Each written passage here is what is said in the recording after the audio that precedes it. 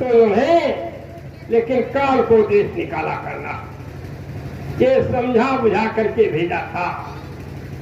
लेकिन काल ने क्या किया?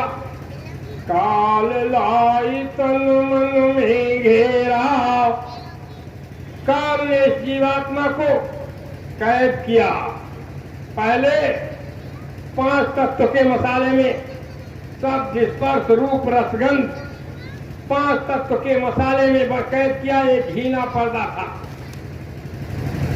झीना पर्दा यानी बहुत महीन पर्दा था।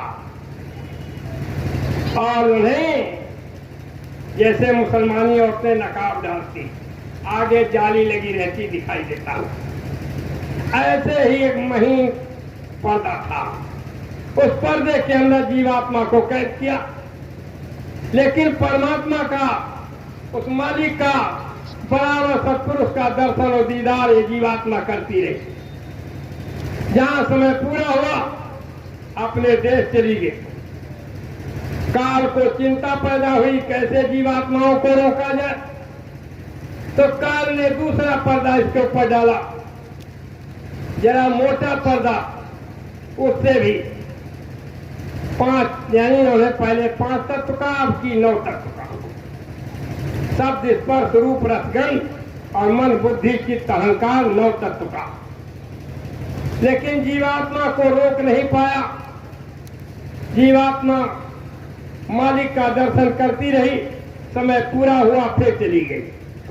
काल को फिर चिंता पैदा हुई कैसे जीवात्माओं को रोका जाए, तो तीसरा पर्दा इसके ऊपर डाल दिया, 17 तत्व का लिंग शरीर, यानी 5 ज्ञानेन्द्रियां, 5 कर्मेंद्रियां और मन बुद्धि चित्त अहंकार 4, तो 14 ये हो गए और 3 गुण रजोगुण तमोगुण तत्व। 17 तत्व के मसाले में लिंग शरीर में बंद किया।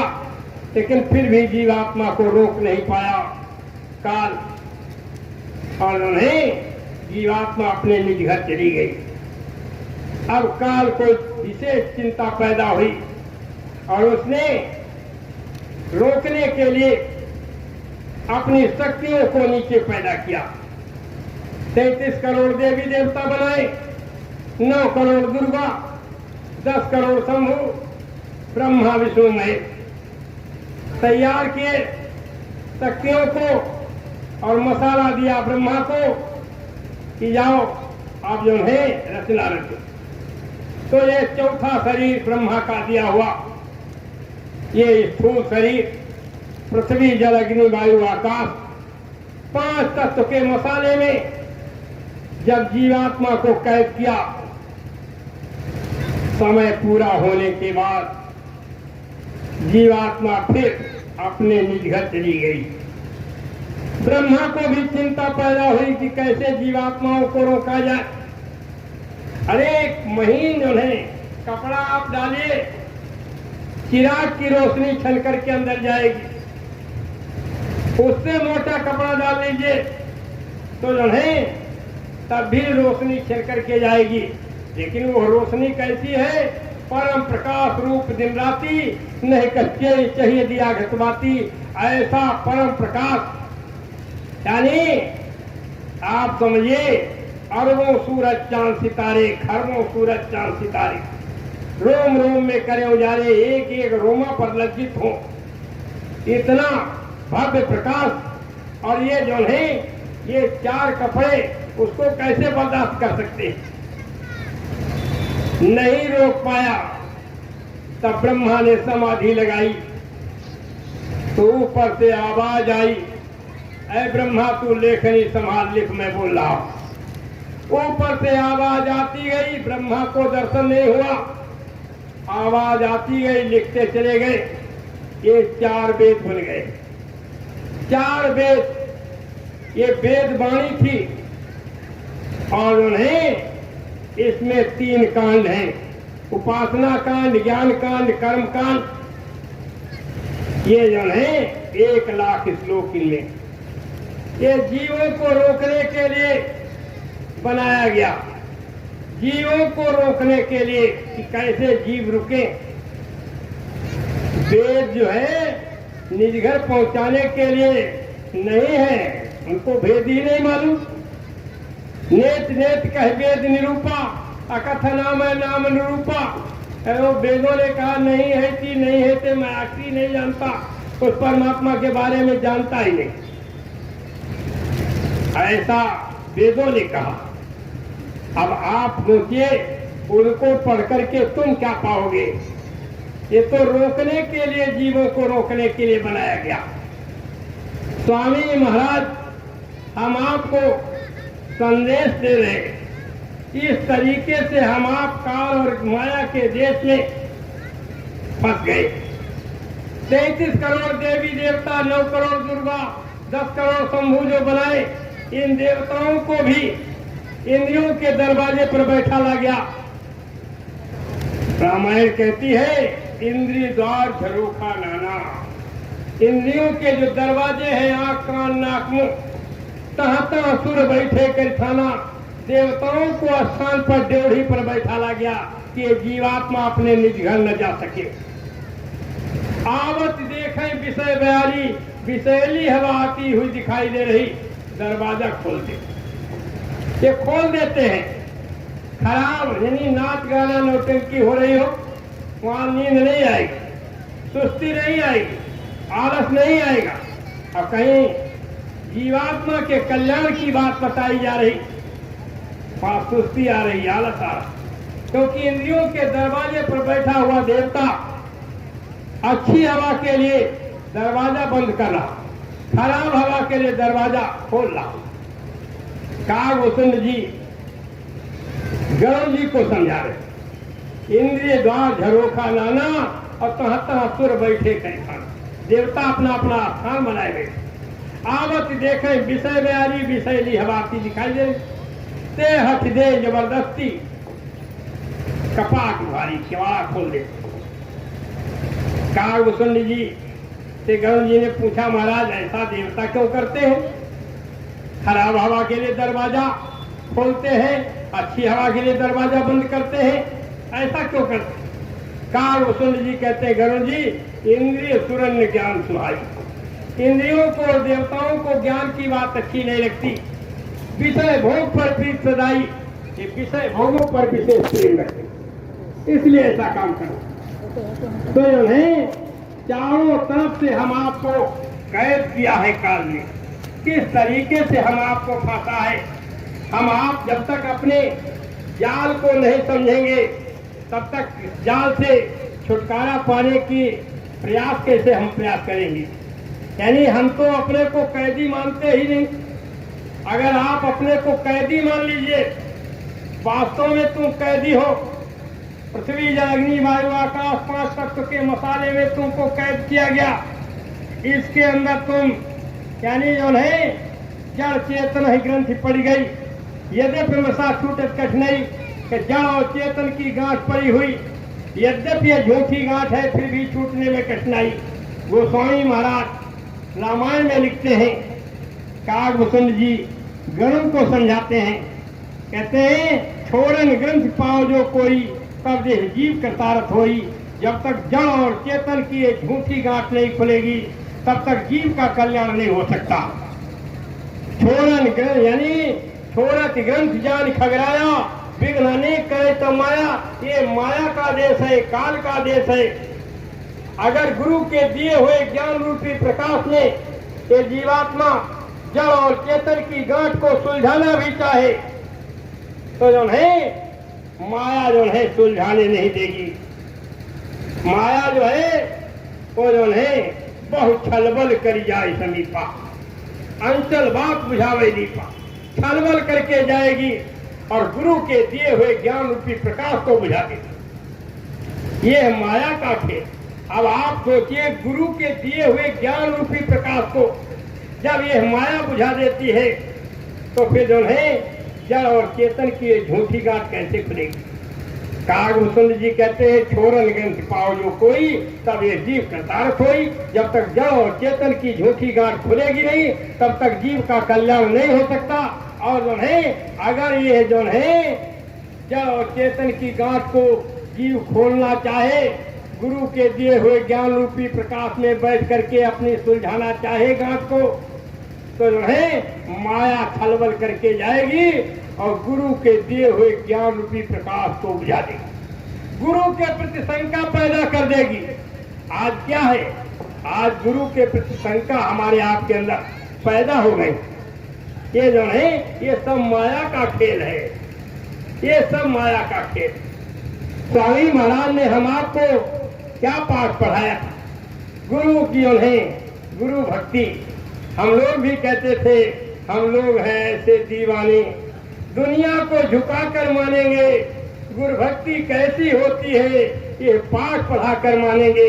गुरु भक्ति किसे कहते हैं ये हम पाठ दुनिया हमसे सबक सीखेगी, ऐसा हम आप जो है पहले कहते थे। लेकिन समय जब आया तो जो है गुरु का दिया हुआ ज्ञान रूपी प्रकाश बुझा गया। अब सब जो है कहते हैं अब ये पार करेंगे, अब वो पार करेंगे। अब जो है कोई जो है यानी गुरु महाराज को जो है रास्ता खोल रहा है। कहते हैं गुरु महाराज का रास्ता खोलना है। कैसे गुरु महाराज आएंगे? जब वो कहते हैं स्वामी महाराज कहते हैं मैं हूँ अगम अनाम अमाया, रहूं मौज में अदर समाया, मेरा भेद न कोई पा, मेरा भेद कोई नहीं जाना, मैं अगम हूँ, मैं अनामी हूँ। और उनका रास्ता खोला जा रहा। वो जो है यानी वो दादा गुरु के लड़के थे, लेकिन एक बता रहा नहीं वो खतौरा में उनका जन्म था। और वो जो है यानी मोहिनी देवी उनकी माता का नाम था, उनके पिता का नाम ये था। तो जो है अब बताओ जो है जब तक जो है रास्ता नहीं खोला जाएगा तब तक आएंगे कैसे? रास्ता खुल रहा है अनामी महाप्रभु का। बड़े ध्यान से आप सुनिएगा महापुरुषों के वचनों को। हम आप कहा किधर भटक गए? स्वामी महाराज ने हम आपको पाठ क्या पढ़ाया था? स्वामी महाराज ने कहा था जो मैं कहूँगा दोहराना पड़ेगा, झंडे के नीचे तुम्हें आना पड़ेगा, होकर लाचार नाम लोगे हमारा, सुने तो जाओ संदेशा हमारा। हमको हुक्म है, हमको हुक्म है, सबको बता दो, आए शरण उसे माफी करा दो, जाने अब आप काम जाने तुम्हारा, सुने तो जाओ संदेशा हमारा। स्वामी महाराज ने क्या कहा था? स्वामी महाराज ने कहा था काज उन्हें यानी हमने तुम्हारे लिए जलसे रचाए, गली गली में खूब पर्चे बटाए, जानो यानी उन्हें अब उन्हें यानी गली गली में खूब पर्चे बटाए और समझो ना फिर भाग्य तुम्हारा, सुने तो जाओ संदेशा हमारा। स्वामी महाराज ने कहा कि शक्ति सत्यलोक से आई। कहाँ से आई? जब स्वामी महाराज ने साफ कहा ये शक्ति सत्यलोक से आई, सब जीवों को आए चेताई। अब काल दियो भरम मत लाए, जय गुरुदेव की वाणी, सुनते जाना नर और नार, जय गुरुदेव की वाणी। स्वामी महाराज के पीछे के वचनों को हम आपने भुला दिया। अब हम आप जो है कोई उधर जा रहा कि स्वामी महाराज इसमें समा गए, उनमें समा गए, अब वो जो है ये पार करेंगे, अब ये पार करेंगे, अब जय गुरुदेव नाम से काम नहीं होगा, अब जो है दूसरे नाम से काम होगा। कोई कहता सुभाष नाम से काम होगा। गुरु महाराज ने स्वामी महाराज यानी स्वामी महाराज ने क्या कहा था कि जब तुम जय गुरुदेव नाम बोलोगे तो मैं तुमको मिलूंगा और तुम्हारी गाढ़ी मुसीबत में मैं तुम्हारी मदद करूंगा। अगर मदद न करूं तो बाबा को बाबा मत कहना, जय गुरुदेव नाम से मदद होगी। लेकिन लोग कहते नहीं नहीं अब जो नहीं इस नाम से काम नहीं होगा। स्वामी महाराज अपना परिचय बताते हुए क्या कहते हैं? स्वामी महाराज कहते हैं कि देखो मैं न पाताल स्वर्ग नहीं मिलता, न मैं पाताल लोक में हूँ, न मैं स्वर्ग लोक में हूँ, न मैं मृत्यु लोक में। ब्रह्मा विष्णु महेश जुगता, न मैं ब्रह्मा के लोक में, न मैं विष्णु के लोक में, न मैं शिव के लोक में। तीन लोक व्यापक मैं नाही, तीनों लोकों में मैं नहीं हूँ। बूंद एक मेरी यहाँ रहाई, यहाँ केवल हमारी एक बूंद रहती है।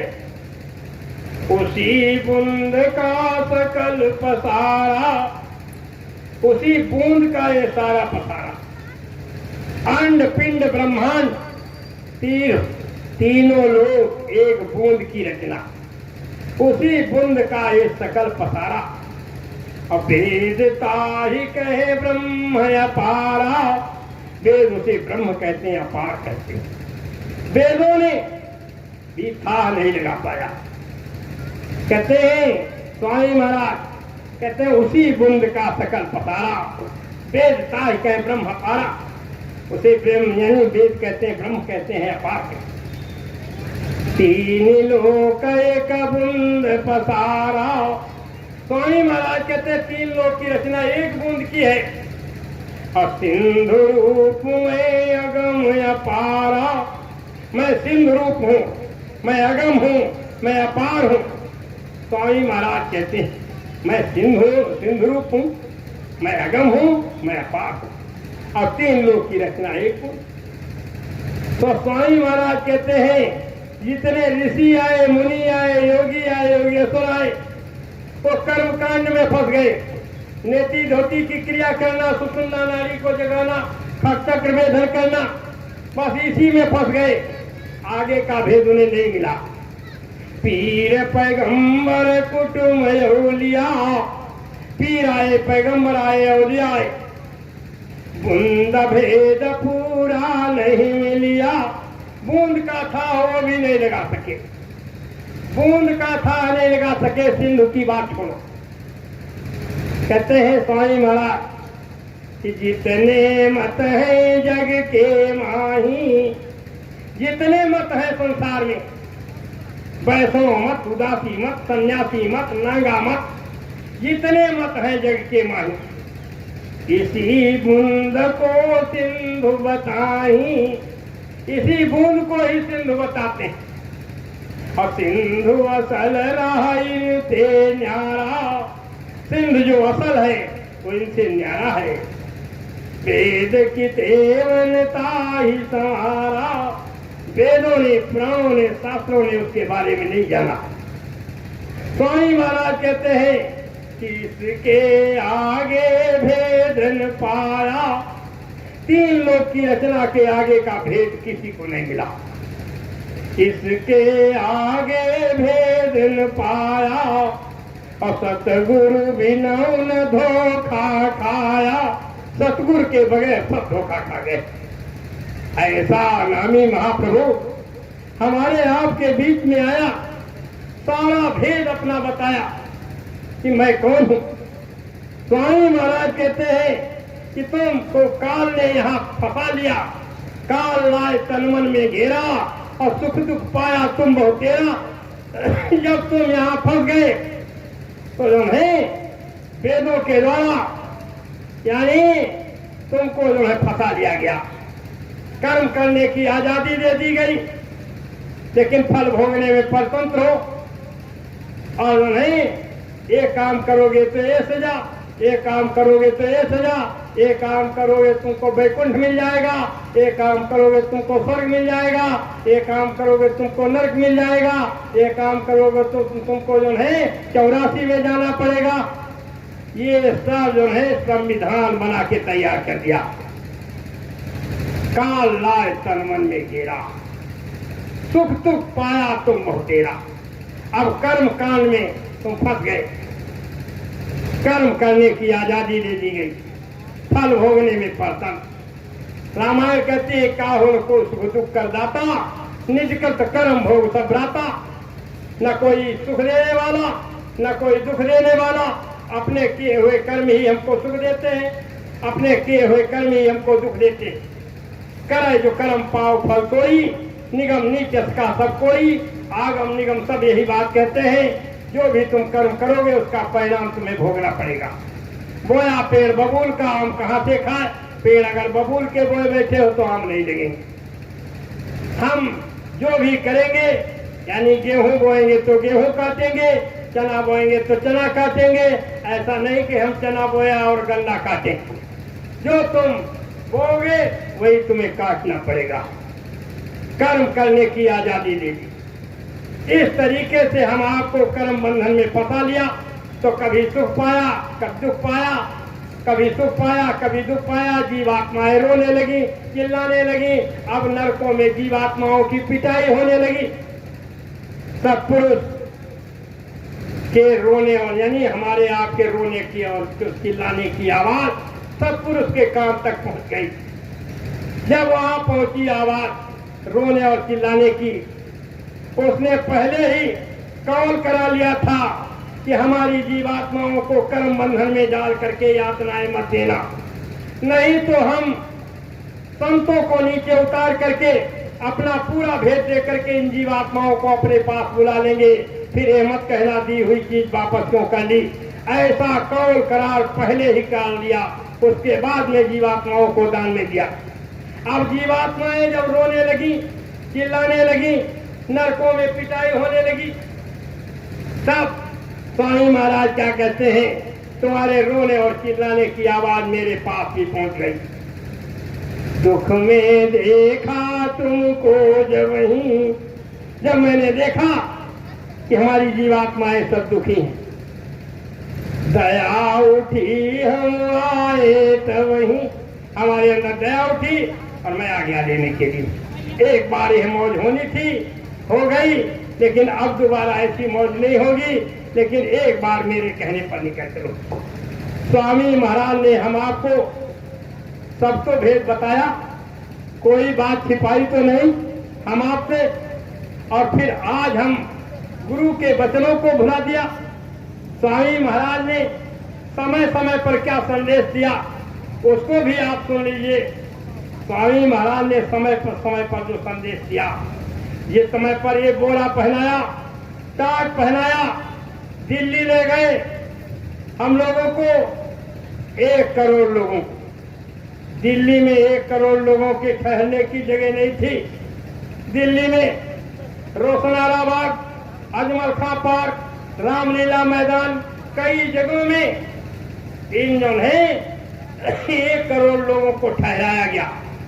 और उसके बाद में जब इंडिया गेट पर बोट क्लब पर 1 करोड़ लोगों को हल्फी पहना करके ले गए और घड़ी पैरों में बंधा दी, यानी एक बोरा पहनाया, कुर्ता था, तब पैजामा नहीं था, केवल नीचे टाट की लंगोटी थी, इतना मोटा रस्सा कमर में बंधा हुआ था और एक कुर्ता यहाँ से लेकर यहाँ तक जैसे देवियां मैक्सी पहनती, ये जो है एक कुर्ता बनवा करके पहना दिया गया था। उसका नाम था हल्फी, उसी का नाम हल्फी। यानी हल्फी का मतलब है कि उन्हें इस पर हम लोगों ने कुछ शपथ खाई थी, संकल्प लिया था, संकल्प के साथ में बोरा पहना था। ऐसे बोरा नहीं पहना गया था। हम लोग जगह जगह लोगों को सुनाते थे, दोस्तों क्या बताएं तुम्हें हम भेष क्या ये बनाए हुए हैं, टाट को इसलिए हम है पहने, इसमें संकल्प लाए हुए हैं। एक त्रेता में सीता हरि थी, आज घर घर में रावण हुए हैं। रावणों का है करना सफाया, हम अहद करके आए हुए हैं। दोस्तों क्या बताएं तुम्हें हम भेष क्या ये बनाए हुए हैं। ये जो है यानी इसका नाम था हल्फी। हल्फी माने यानी कचहरियों में जाइए, वहाँ हलफनामा लगाया जाता है। यानी हलफनामा माने शपथ खा करके, हलफनामा का मतलब यही है, हम शपथ खा करके बात कहते हैं। और इसका वह नाम भी हल्फी था। इस पर भी हम लोगों ने कुछ शपथ ली थी, तब बोरा पहना था। 1 करोड़ लोगों को जब हल्फी पहना करके इंडिया गेट पर लेकर के गए स्वामी महाराज, उस समय पर स्वामी महाराज ने कहा प्रेमियों, ये देश त्यागियों का है, तपस्वियों का है, संत और महात्माओं का देश है, फकीरों का देश है, सूर और सतियों का देश है। ये देश हिजड़ों का नहीं है। जिस समय पर ये देश आजाद हुआ था उस समय पर सुभाष चंद्र बोस, चंद्रशेखर आजाद, भगत सिंह, सरदार वल्लभ भाई पटेल, इन लोगों ने जो देश के लिए कुर्बानियां दी थी वो सराहनीय थी। जिस समय पर आजाद भगत सिंह को फांसी के तख्ते पर लटकाया गया, आजाद भगत सिंह से बात पूछी गई, क्या तुम किसी को देखना चाहते हो? आजाद भगत सिंह ने कहा, हाँ, आखिर समय में हम अपनी माँ को देखना चाहता हूँ। माँ जब उनके सामने लाई गई, माँ ने देखा मेरा बेटा सूली पर खड़ा है। आजाद भगत सिंह ने अपनी माँ की तरफ देखा और कहा, माँ, तो माँ की आंखों में आंसू आ गए। आजाद भगत सिंह ने कहा, अरे माँ, तुम रोती क्यों हो, क्यों रोती हो? माँ ने जवाब दिया, बेटा, मैं इसलिए नहीं रो रही हूँ कि तुम फांसी के तख्ते पर खड़े हो, मैं इसलिए रो रही हूँ, मेरी गोदी में केवल एक ही लाल था जिसको मैं आज भारत माँ की गोदी में अर्पित कर रहा। अगर कहीं दूसरा लाल मेरी गोदी में होता वो भी मैं आज भारत माँ की गोदी में अर्पित करने के लिए तैयार होता। ऐसी ऐसी वीर माताओं ने इस आजादी के लिए सदा सदा के लिए अपने गोदी के लालों को लुटा दिया। जो लोग फांसी के तख्ते पर इस आजादी के लिए हमेशा हमेशा के लिए झूल गए, उन लोगों के अंदर ये तमन्ना नहीं थी कि जिस समय पर हम अपना देश आजाद करा लेंगे उस समय पर हम अपने देश की माँ बहन बेटियों की इज्जत को चौराहों पर लूटेंगे। उन लोगों के अंदर ये तमन्ना नहीं थी कि जिस समय पर हम अपना देश आजाद करा लेंगे उस समय पर हम अपने देश की गरीब किसान की खून पसीने की कमाई का पैसा चूस करके विदेशी बैंकों में डॉलर रुपया इकट्ठा करेंगे। लेकिन भारत के गद्दार नेताओं ने भारत को चूस करके विदेशी बैंकों में भर दिया। ये सारा का सारा भेद खुलेगा। इंडिया गेट पर स्वामी महाराज ने कहा, ये सारा का सारा भेद खुलेगा। मत सताओ इन गरीबों को, ये रो देगा, सुनेगा, इसका मालिक तो तुम्हें जड़ों से खोदेगा। रहमन हाय गरीब की साथ सरगल हो जा। स्वामी महाराज ने कहा 22 मुल्कों में भारत की ठोस संपत्ति को इन नेताओं ने छुपा करके रखा है। ये जो है नेपाल छोटा सा देश है,